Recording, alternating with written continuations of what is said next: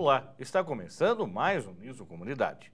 No programa de hoje, vamos falar sobre a Assessoria de Relações Nacionais e Internacionais da Uniso. Para isso, estamos recebendo em nossos estúdios o assessor de Relações Nacionais e Internacionais, Osmar Renato de Barros Siqueira, e a aluna do curso de Design que participou recentemente do programa de intercâmbio, a Marina Real Pires de Almeida. Osmar, muito obrigado pela sua presença, Marina também muito obrigado. Vamos começar a contar um pouco sobre a ARNE, que é a Assessoria de Relações Nacionais e Internacionais. Você trabalha na Uniso já há quanto tempo? Há 8 anos, aproximadamente, 8 anos. Você se graduou no quê? Sistemas de informação, Fez pós-graduação? pós-graduação em gestão estratégica E e aí? agora iniciando o programa de mestrado em comunicação. E aí, dentro da Uniso, nesse trabalho, você veio já para assumir um cargo de assessor de relações? Não, foi uma coincidência mesmo do destino, porque eu também já participei de um programa de intercâmbio, né? Gostei muito e na época eu tinha amigos intercambistas em Sorocaba. Na época que eu estudava, comecei o estudo aqui na Uniso, após retornar dos Estados Unidos. E uma menina que estava estudando na Austrália comentou comigo sobre uma oportunidade de trabalho como estagiário aqui na universidade, numa assessoria de relações internacionais, na qual o pré-requisito principal era o conhecimento linguístico e preferencialmente cultural também, né? Porque você lida com situações culturais, né? Porém, ela não podia aceitar essa oportunidade devido ao retorno dela, que estava próximo já, né, para a Austrália. E eu acabei vindo aqui para verificar e acabei ficando. Fiz uma entrevista, fui aprovado na entrevista, permaneci como funcionário durante um período também e, após isso, como assessor, né? Fui convidado pela reitoria para assumir Há o cargo quanto de tempo você assessor. já está dentro desse trabalho todo, entre estagiário, funcionário e o próprio cargo de assessor, há quanto tempo? 8 anos. 8 anos já. É. Você já fez intercâmbio? Já fiz. Quantas vezes? 3 vezes. A primeira em 1997, no terceiro colegial, para os Estados Unidos também, estado do Mississippi. Eu voltei para o Brasil, depois de um ano eu voltei para lá para uma faculdade, que é a Jefferson Davis Community College, também no estado do Mississippi.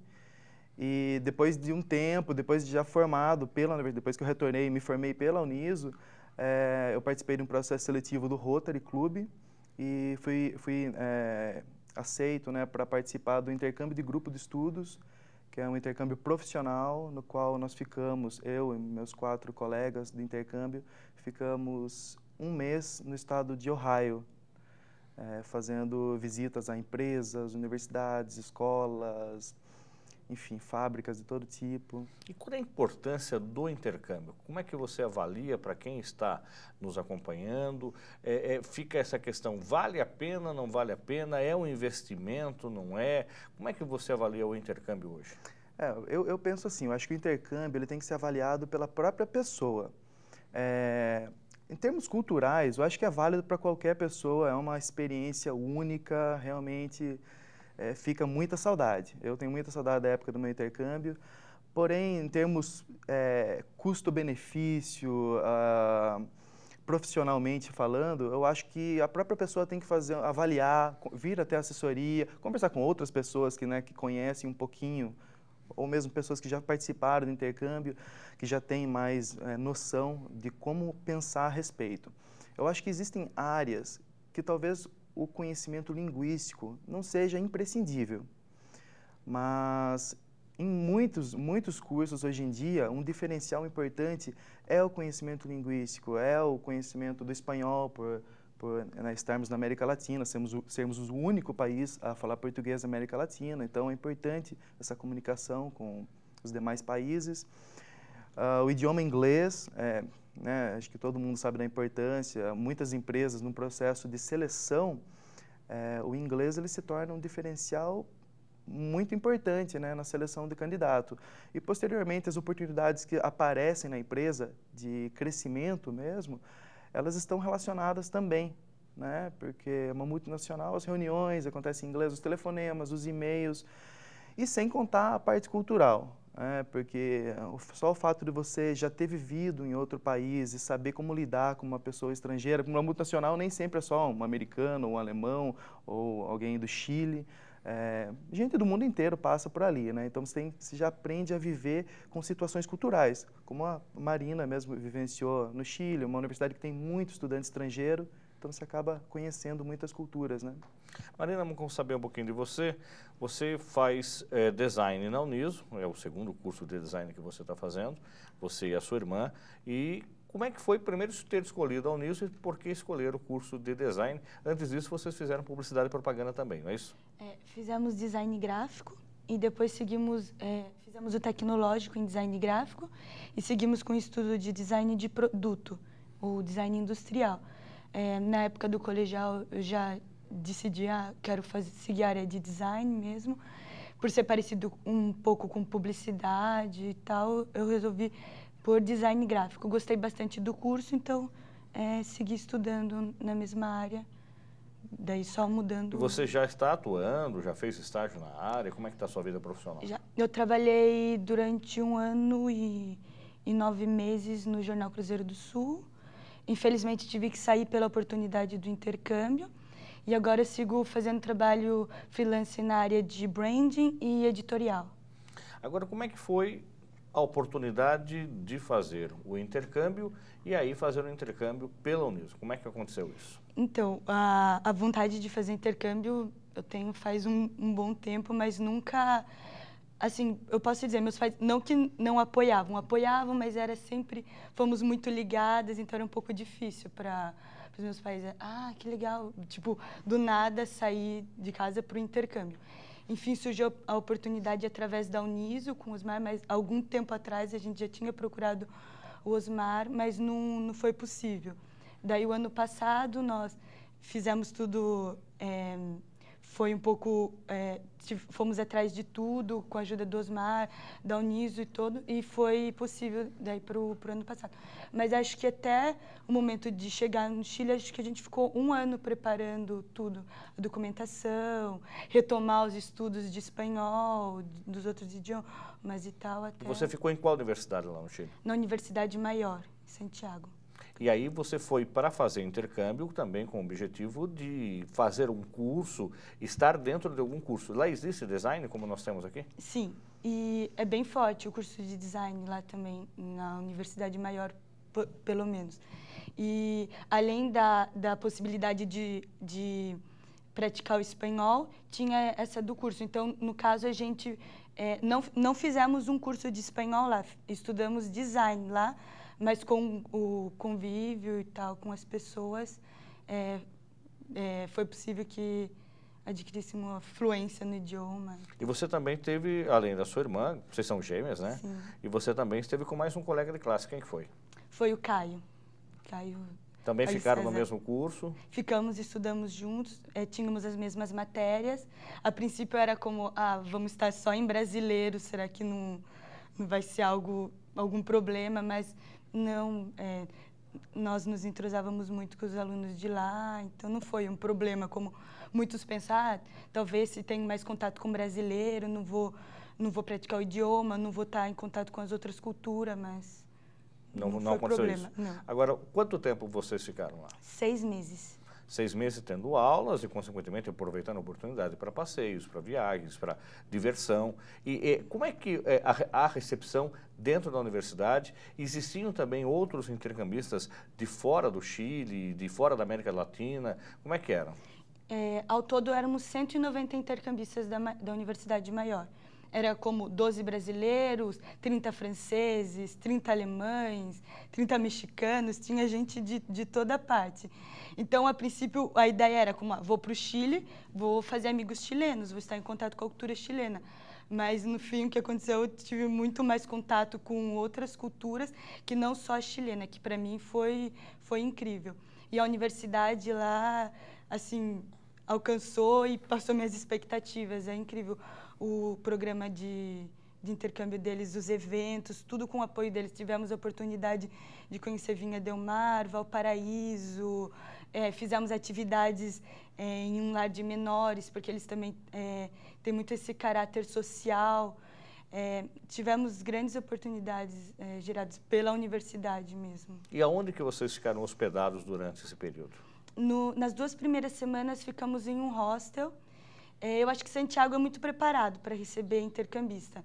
Então, quando ficamos no hostel, depois fomos procurar um apartamento para dividir com outros colegas. E foi questões assim, de dias, conseguimos alugar um apartamento, dividimos em 4. E é engraçado, porque antes do intercâmbio, recebíamos todos os endereços, os e-mails dos intercambistas de todos que iam. Então, já estávamos em contato, e era engraçado, porque às vezes lá em Imobiliária nos encontrávamos lá, e foi possível isso de alugar um apartamento. E aí você ficou morando com quem? Estávamos minha irmã, o Caio, nosso amigo, uma amiga da Colômbia e eu. E aí a conversa, como é que foi a prática do dia a dia do espanhol? Então, Para quem muitas vezes acha que, né, quem fala português, né, depois o Osmar vai falar disso, mas eu queria saber da Marina primeiro, acha que dá para falar um portunhol. Não dá, né? não. Eu estudei espanhol 3 anos antes de... Quando cheguei lá, nossa, não foi suficiente. Eu fico imaginando mesmo, muita gente pensa, portunhol. Quando a gente chegou no Chile, eu pensava que eu estava na China. Eu não entendia nada.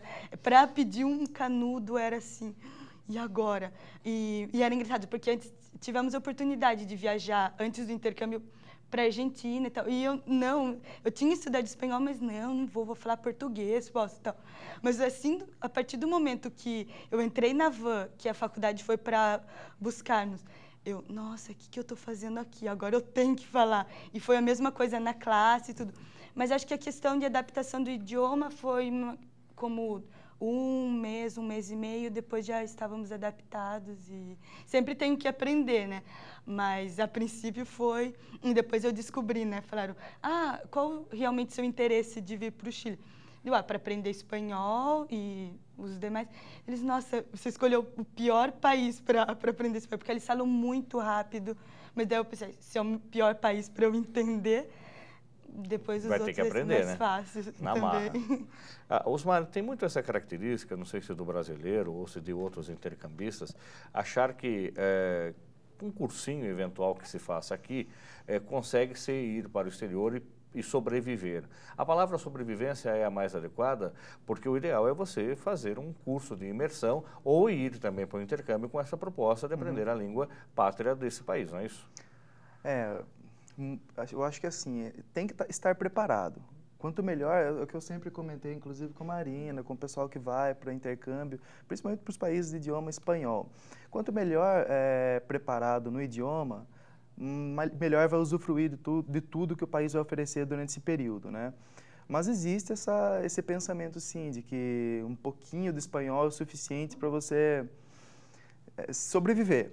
Eu acho que a palavra certa justamente é sobreviver, porque, como a Marina mesmo está relatando, estudou espanhol durante 3 anos. Na hora de pedir um canudinho para tomar um refrigerante, então, já começa... já complica, né? Complica um pouco. Então, é importante. O intercâmbio da Uniso, para começar, é um intercâmbio acadêmico, né? Então, o conhecimento intermediário do idioma do país anfitrião é imprescindível. É um pré-requisito, uma exigência das universidades conveniadas, né? No caso, existe realmente uma diferença. No caso de países de idioma inglês, alemão, russo, chinês, a comprovação do idioma é um pouco mais séria, digamos, né? As provas aplicadas são mais complexas, avaliam melhor. Nos intercâmbios de idioma de país espanhol, é uma prova que ela não exclui.